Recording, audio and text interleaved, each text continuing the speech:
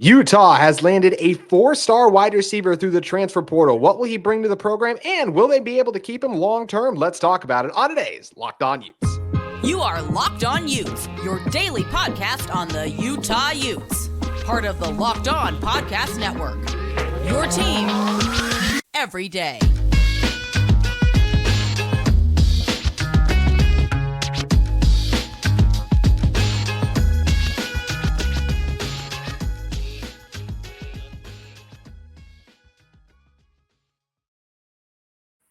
Hello, everyone, and thank you for making Locked On Utes your first listen every single day. We are available on all platforms, including YouTube and wherever you may get your podcast. If this is your first time listening to our show, make sure you like and subscribe. Love interacting with all of you in the YouTube comments as well as on social media, where you can follow our show on X. Today's episode of Locked On Utes is brought to you by LinkedIn. These days, every new potential hire can feel like a high-stakes wager for your small business. That's why LinkedIn Jobs helps you find the right people for your team faster and for free. You can post your job for free at linkedin.com/locked on college. Terms and conditions do apply.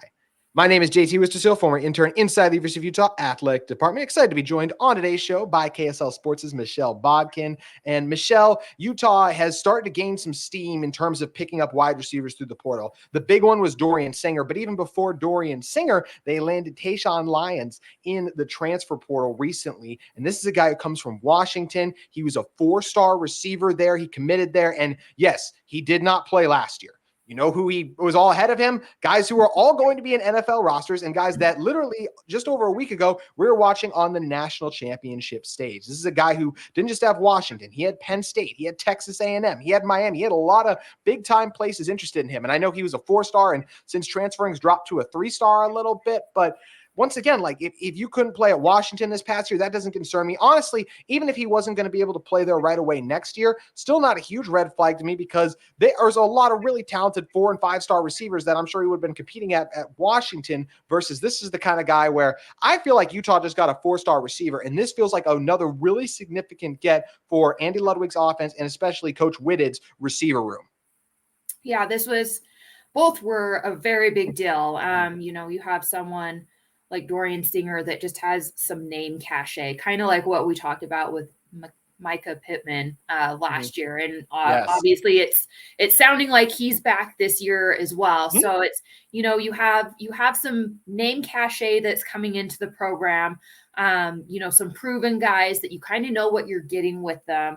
Maybe they've fallen off a little bit in some of the moves that they've made. I don't think that's necessarily of any real concern, especially I think looking at Dorian Singer, it's another case of he moved to a place where he had to compete for playing time.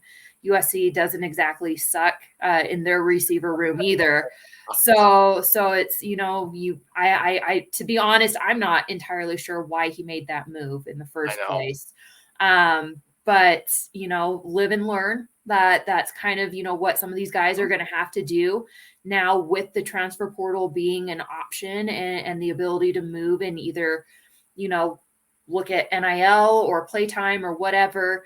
If you make a bad choice, you might have to live with it. You might have to rethink again and maybe make another move and maybe think, things through a little bit differently than you did the first time. And I think that's maybe a little bit what happened here. It'll be interesting to hear what the story is as that kind of comes out.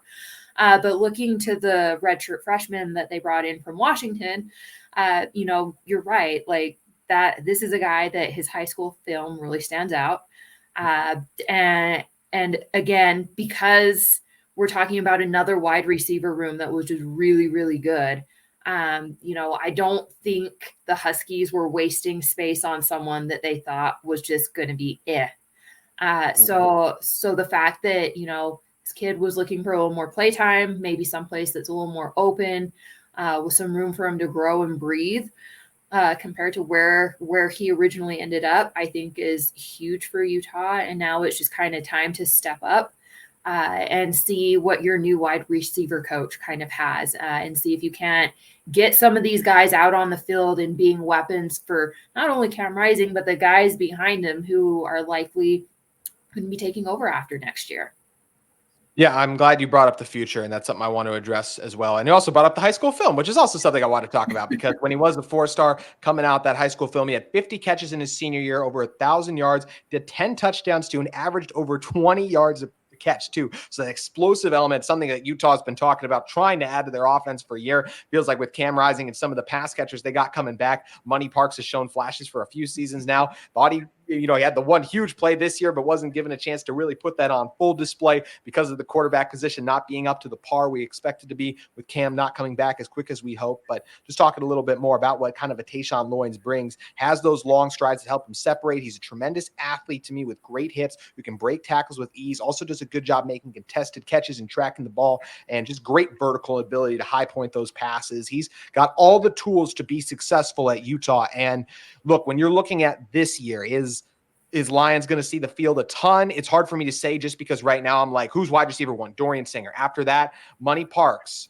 We already mentioned Micah Pittman. I think Munir McLean's another guy, like the flash that he saw. So maybe he could beat out one of those guys, just like we saw Mikey Mathews make some plays this past year for Utah. But that's where I just don't know if right now. But I'll say this. If I had to go all the way to like 2025 for Utah football, and even like some just going to 2026 in some ways too, I think Lyons is the kind of guy who's got a really good chance to be either 1 or 2 in terms of receiving yards on this team, Michelle. Yeah. I mean, he has all the tools. It's again about his willingness to learn, taking the system, how well he works with whoever's the quarterback, how well he works with the other guys in the room that he's with. Those things all kind of play a part in how successful you are or aren't as a wide receiver. And that, again, I don't think Washington's taking someone that's incapable of those things. I don't think, to be honest, Utah is at this point. Yeah. There maybe was a time where it's like, okay, yeah, just let's get some bodies in the room and we'll figure out the rest of it later. And it might be we have to revisit this idea the following year because we didn't do a very good job. This year we were just filling space and we didn't get the guys that we need. I think there's some urgency in the program. I think there is a little bit of there's a prime opportunity in front of us between moving to a conference that I want to be so careful here because we don't know for sure yet. But a conference that it looks like you can move in and kind of be the premier team, if not one of the premier teams. Absolutely agree with that. And I say that respectfully. It just there's some open positions there, especially with teams like Texas and Oklahoma heading out the door. There are going to be a couple of teams there, and I fully expect Utah to be one of them that jockeys to kind of be that type of team in this league. And then you look at the college football playoff opening up to 12 teams. And you look at the people that are kind of coming back for Utah.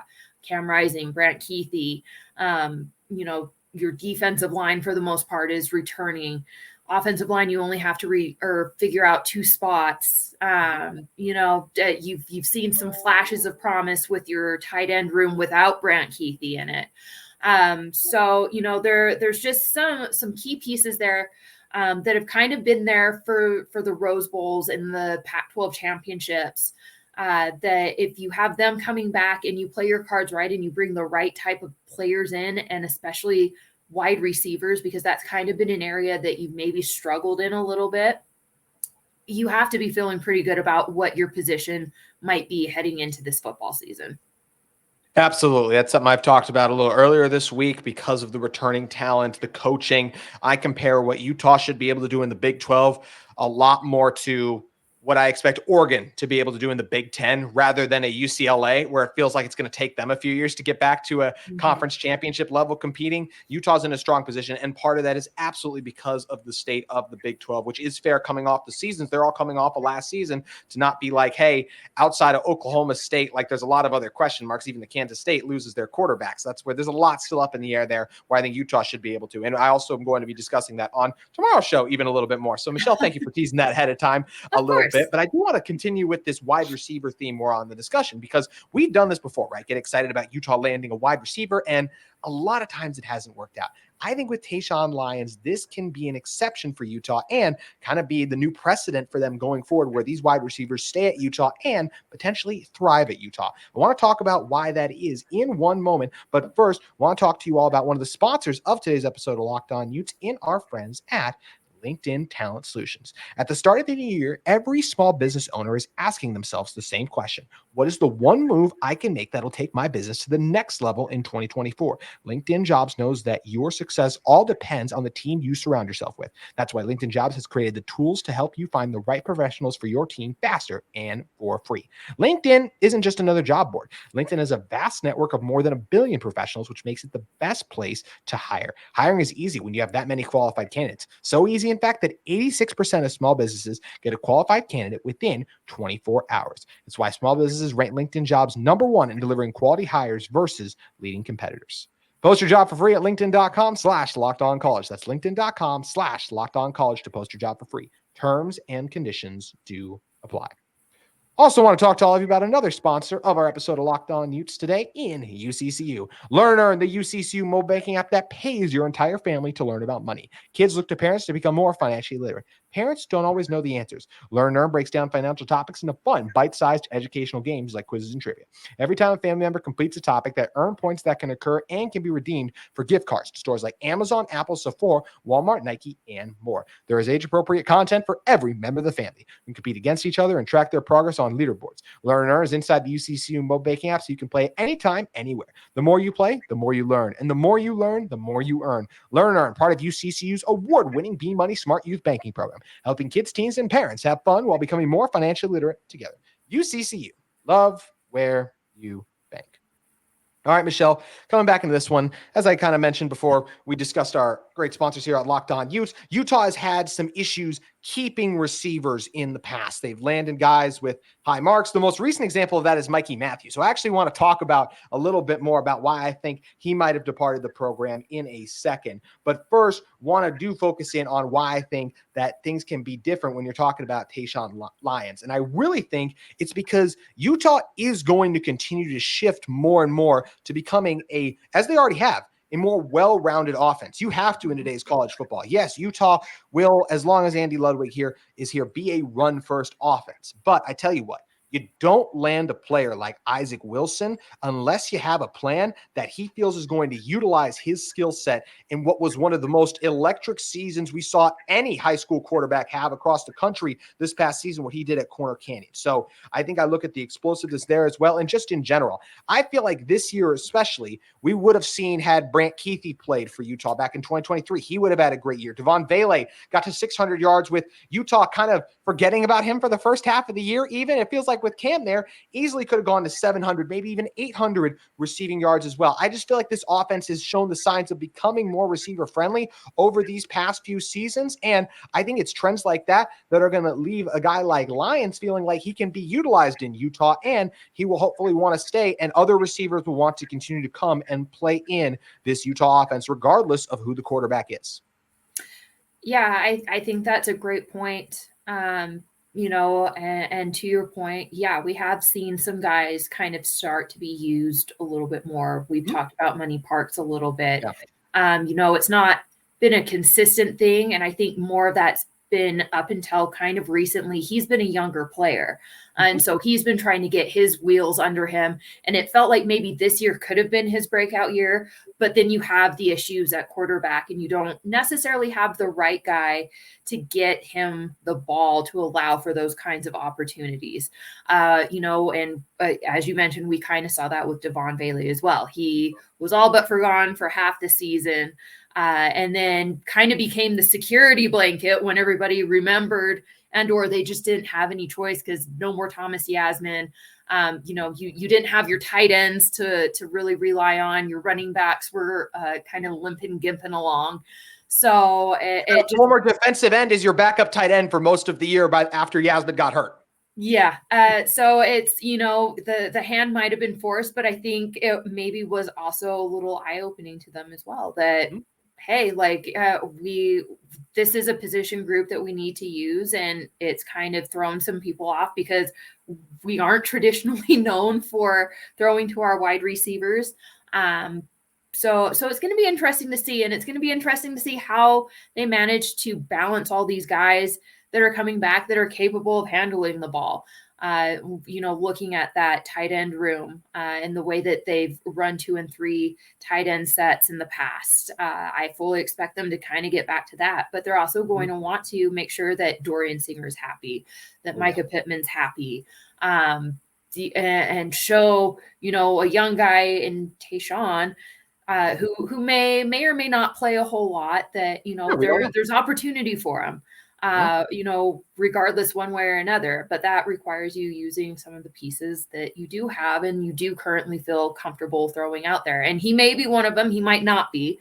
It really depends. But, and then I think, you look at kind of the future of who's running that offense. And again, I don't want to discredit or discount Brandon Rose. We just don't really know what he can do, because he was part of the issue with the whole quarterback thing. But I think we do have a pretty good idea of what Isaac Wilson at least will eventually bring to the table whenever he gets comfortable playing at the collegiate level. And that's the big key, right? Is how quickly does it all click for you? How quickly do you feel comfortable doing all the things that you were kind of doing in high school, but elevating it to a collegiate type level of play? And if watching him in the Polynesian Bowl this week is any indication, he seems to be doing just fine. So I think there's a lot of hope there. And I think if you're a wide receiver, you're looking at Utah with Cam Rising coming back this year. And if you have further eligibility beyond this year, you're looking at, hey, this Isaac Wilson guy looks like he might be the biz, and it might be worth rolling the dice and seeing what happens here with a dynamic playmaker like that throwing the ball around. It might open up some great opportunities for me as a wide receiver. It absolutely should. I really think that we're just going to continue to see this passing game grow and grow. And look, obviously, Utah didn't have the success they wanted last year because the most recent of these receivers to transfer out is a Mikey Mathews. But I do think when you look at Mikey Mathews, there's a number of reasons for that. Like we said, we expect Utah to continue to trend in a direction that is a balanced offense. But it is still going to be a run-first offense more than likely. And even if that ratio is, we'll be interesting to see if it gets to that 50-50 kind of standpoint. If anything, I expect it to be more like a 40-60 probably. But last year it was a lot worse than that with Bryson Barton there. So that's something that Utah wants to get back to, is that more balanced offense. At Cal, and yes, I know they still have Jaden Knott. I do think that this is going to be a team that wants to air it out even more. They hired a new offensive coordinator. They brought in Chandler Rogers from North Texas, who threw for over 3,400 yards last year. So to me, Mikey going back to California, he's closer to home. I know it's not in his Cal is not exactly where he was from, but still close at home in California, in an offense that looks like it's going to probably they threw for more yards last year, and I think there's a decent chance they'll do so again. Look, obviously Utah is set up for more immediate success right now, but obviously he felt like that was the best place to him. We don't know. There's things like NIL that could have played a factor. This was his first, he spent winter out in Salt Lake. Maybe that could be another reason as well, being from California, that he wanted to go there. We don't know the exact reasons like that, but to me, it's not some awful look on Utah that Mikey Mathews wanted to transfer out. I think there's a lot of reasons that he wanted to go to Cal, and I wish him all the best over there as well. And I think it's going to be interesting to see how he does over there. Yeah, to be honest, it was an interesting move. That's not where I thought or expected he would end up. Is it going to be a better situation than what he had at Utah? I don't know. But I one of the things I kind of did hear is, he wanted to be like the feature of the offense, and that's not happening at Utah. It's just not. It's going to be one of the running backs, maybe, the tight end. He could have been a feature of the offense. Singer next year. And I think though, that's what Utah really needs to kind of pitch to anybody that they're looking at to come in and be a wide receiver, play wide receiver, is, look, we are a run first team. We also really value our tight ends. We like playing kind of that big boy smash mouth football, but there is a place for you to be one of our featured players. You may not be the featured player, but like, if you do what we ask you to and what we need you to, you have great opportunity, and we will make sure that we showcase that. And I don't know, who knows, that maybe just was not good enough for Mikey, and that's fine. If if you're in a position where you want to be like the guy, then yeah, you got to go find where that's going to be, because it's like you kind of mentioned under Andy Ludwig, that's just not going to really be a thing. Yeah, Mikey Mathews at Cal next year should easily, and he would have had he stayed at Utah, of course, too. He'll easily soar past the 200 plus whatever yards he had. But what he's not going to do at Cal that he would have done, and he probably stayed at Utah, if we're being honest, is when we think back to the Jalen Dixons, the Money Parks, the Devon Bailey, these are all guys who had big catches in big moments in big time games. Cal, surprise me your first year in the ACC if you can, but that just doesn't seem like it's going to be the case versus this Utah team, because of the talent that's returning and in place there, feels like they are ready to compete for a Big 12 championship right away. So it's going to be interesting to see how that move works out for Mikey. But as we said, just because of the changes we've seen in Utah and how they have begun to utilize their receivers more, I do feel confident that Utah is going to be able to keep a lot of these receivers they land. Now, also, once again, before we leave this topic, no, Utah, of course, is not going to keep everyone, because no collegiate programs out there is going to keep everyone, because that is the nature of college football. You see so many people, I feel like, that are like, oh, Utah is this problem and that problem. And yes, their wide receivers haven't always been the best, but just because you have players transferring doesn't signal this massive issue, because all across the country, we see hundreds of players entering the portal each offseason. So I do think that aspect of it gets a little overblown, Michelle, that there's a problem here, a problem there, because every college team is dealing with transfers, because there's only 22 spots on the field. Not everyone's going to play.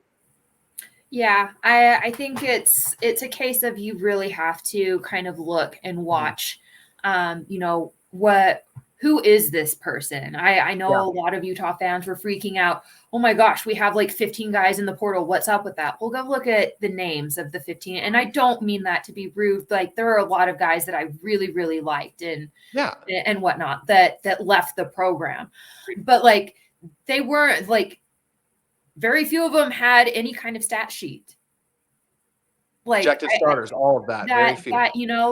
There were like 3 of them that I think Utah would have really liked to have kept, three or 4. Yeah. And the rest of them, it was fine that they moved on. And that's the ideal. What's happening with Utah is the ideal, that you really aren't losing key guys, at least not a lot of them. And this is kind of the first year that they maybe have lost a couple of guys that I think they would have really rather have kept. Yeah. But it just, this is what college football is at the moment. But if you can hang on to the majority of them, if you're still walking away with your Cam Risings, your Brant Keithys, guys like that, that really have kind of been an anchor and a core of what you've done over the last several years with your most recent successes, then I think you're A-okay. You start losing those guys to the portal, to NIL, then you might have a reason or a notion to panic, because maybe there is something wrong in that case. But a handful of guys, in an even larger pool of guys that really didn't contribute a whole lot to this team, it's just what it's going to be. Yeah, they were either going to be battling for a starting spot or were projected as a backup next year. A great example of that to me, of a guy Utah would have loved to keep, but for the 2025 season, not really the 2024, Justin Medlock. When you have Leavani Damuni, Karene Reed, Lander Barton all coming back, at best, that makes Medlock the 4th best linebacker on this team. He understandably wants to play us and now gets to do that back in Texas, where he's now at SMU too. So a good opportunity for him. But it's going to be interesting to see how the transfer portal, if there's still other things that shake out, other commitments. We still hear rumors out there. Actually, Kyle Whittingham was on ESPN 700 today and said they plan on still trying to add a few more players too. So that is something we'll continue to monitor at Locked On Utes. But something else we have to talk about is Utah Gymnastics. Their season is well underway, and a lot of things have been happening there. We're going to be discussing all of that in one moment. But first, I want to talk to all of you about one of the sponsors of today's episode of Locked On Utes, in our friends at Jase Medical. I know we come to this show to talk sports and just escape some of the crazy realities of real life. But can we just talk for a minute about preparing for real life? According to the FDA, pharmacies are running out of antibiotics like amoxicillin right in the middle of the worst flu season in over a decade. This is scary. I can't imagine a more helpless feeling than a loved one getting sick during a supply chain issue, and that is what's keeping them from the life-saving medication they need. Thankfully, we'll all be okay because of Jase Medical. The Jase case is packed with 5 different antibiotics that treat a long list of bacterial illnesses and infections, including UTIs, respiratory infections, skin infections, among others. This stuff can happen to any of us. So you can visit jacemedical.com and complete your physician encounter. It will be reviewed by a board-certified physician, and your medication will be dispensed by a licensed pharmacy at a fraction of the regular cost. It's never more important to be prepared than today. So go to jacemedical.com and use code LOCKEDON to get $20 off your order, capital LNO, in that Locked On promo code. Also want to talk to you all about another sponsor of our episode today in our friends at FanDuel Sportsbook.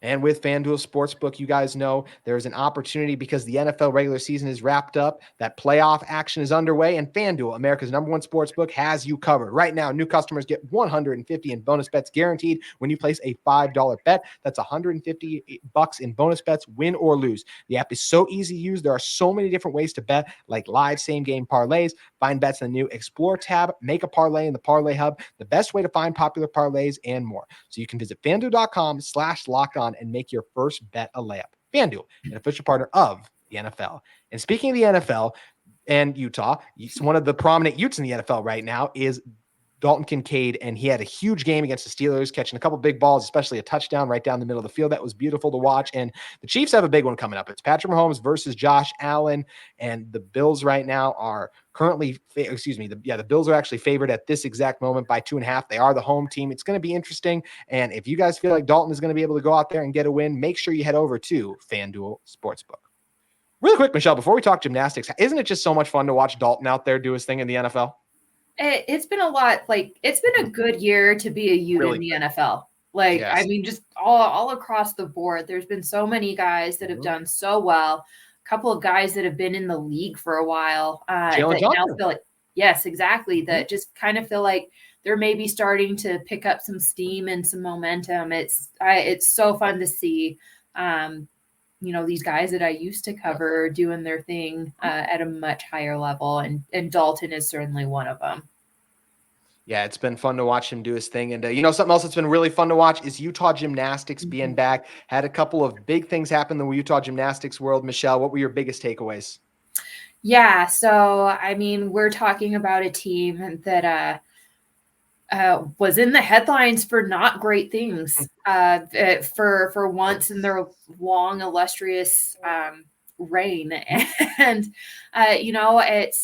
it's an interesting story. It's actually one I'm still kind of following and monitoring because I don't know that we know the full extent of it. And I'll just kind of keep it there for now. But, this is a team that's been through a lot and have had to figure a lot of things out with a lot of chaos going on around them. And I think for the most part, they've dealt with it really well. They came out and they had a really strong showing in their first meet of the season against Boise State, posted a respectable score that placed them second in the country after the first week. You can't complain about that. They had a bit of a meltdown over the weekend in the Sprouts Farmers Market quad meet against some of the other biggest names in all of college gymnastics. They came in fourth. That's, I don't think, what any of us were necessarily expecting would happen. I don't know that I thought that they would win it. With Oklahoma, LSU, and UCLA, that's a tough field. It's a toughie. It's a tall ask, but I thought second or third was more than within reach. And they just had a lot of uncharacteristic mistakes from people that you would not expect. The big one's Miley O'Keefe. You just never expect Miley to fall off the beam. You never expect her to miss a pass. But the key thing here is she's human. It was actually in some ways refreshing to note that she is in fact human. She's not some crazy freaky performance robot that just goes out on command every week and hits it. But the cool thing is they only had, a day and a half to think about it really. And they had to turn their attention to a different quad meet, the Best of Utah. And I mean, that one was never in doubt. That one never is in doubt. I will just say it for them. They are the best gymnastics team in this state. And it's probably going to be a cold day in hell when someone else wins that meet. Sorry, I know it sounds rude, but it's just the truth. Facts are facts. I mean, facts are facts. But she turned around, gets a perfect 10 on beam, and then a pair of like 995s or a 995 and a 925 or some pairing of that. But I mean, she went out and did really well, and the whole team performed considerably better. Beat their first score of the season. So they have a new high score for the season. And I mean, they still have some things to work on. Vault's still a little up in the air, questionable. There's some consistency issues there. But bars, beam, and floor look phenomenal. They look like they could be real killers, assassins out there on those events. So they can eventually figure out vault. And that's the beautiful thing, right? You don't have to have it all figured out right this second. You have some meets to kind of grow, get in the groove of things, get comfortable with things. And I think this team can do that. But just they need a little grace with some time, and we'll see how they kind of grow into things. It is going to be interesting to see how the rest of it plays out. And as you mentioned, it is kind of crazy how quick of a turnaround it was going from Saturday to Monday, but they were able to take care of business. And, you even mentioned Miley O'Keefe. She had that with that 10 on beam that gave her 12 for her career on that for the national championship. That apparatus, 13 overall in her career. She has 110 on bars.